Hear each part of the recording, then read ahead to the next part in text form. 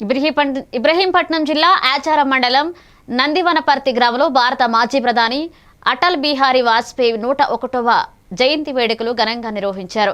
ఇక గ్రామ సర్పంచ్ విజయ్ కుమార్ ఆధ్వర్యంలో జరిగిన ఈ కార్యక్రమానికి ముఖ్య అతిథిగా నాయన బుచ్చిరెడ్డి హాజరై ప్రసంగించారు. అటల్ సుపరిపాలనలో ఉదాహరణగా నిలిచారని, యువతకు ఆదర్శమని, మద్యం, డ్రగ్స్, సిగరెట్లకు దూరంగా ఉండాలన్నారు. సర్పంచ్ విజయ్ కుమార్ ను శాల్వాతో సన్మానించారు. ఈ కార్యక్రమంలో బీజేపీ నాయకులు పాల్గొన్నారు. పెట్టుకొని ఓటేసి గెలిపించినందుకు మీ అందరికీ పాదాభివందనాలు. అదే విధంగా మీరే సర్పంచులు, నేను కాపలదారినే.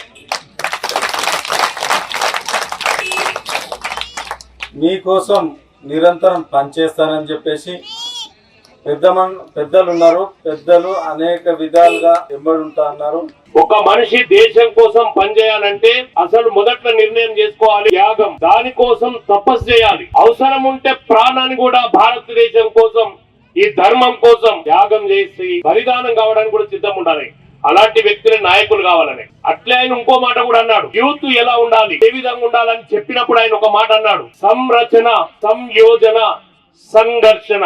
ఒక పని చేసేటప్పుడు ఇంతకుముందు మీరు అనుకున్నారు, ఏదైనా ఒక పని చేయాలంటే దానికి ఒక రచన చేయాలి, ఒక వ్యూహం. ఆ రచన ఎలా ఉండాలంటే డెవలప్మెంట్ ఎలా ఉండాలి, అభివృద్ధిలోకి రావాలంటే మనం ఏం చేయాలి, కలిసిమెలిసి ఉండాలి. ఇంకా ఈర్ష్యలు, ఈగోలు మర్చిపోండి, స్నేహాన్ని పెంచుకోండి.